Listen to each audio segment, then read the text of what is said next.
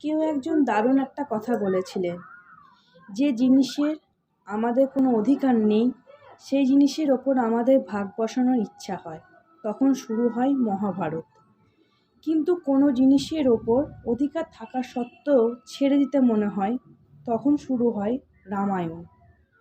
বাবার দেওয়া কথা রাখতে গিয়ে যিনি ত্যাগ করেছিলেন অযোধ্যা ধাম, শ্রীরাম হতে গিয়ে অনেক কিছু হারিয়েছিলেন।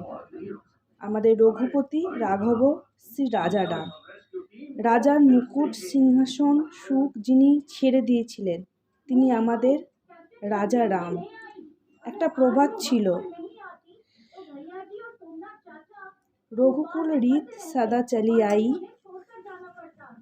প্রাণ যায় মগর বচন না যাই।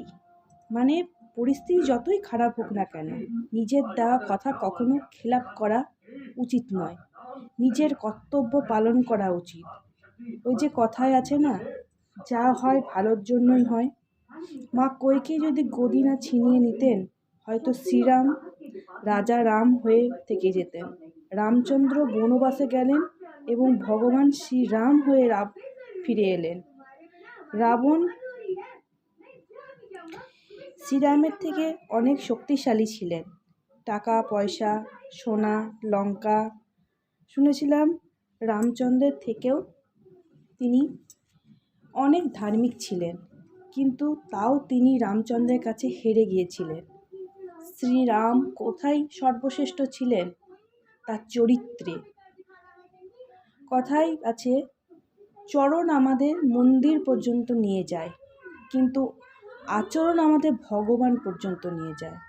সনাতন ধর্ম, সনাতন ধাম, বাকি সব মিথ্যে। সত্যি একমাত্র রঘুনন্দন রাজা রাম। তাই সবাই বলো, জয় শ্রীরাম।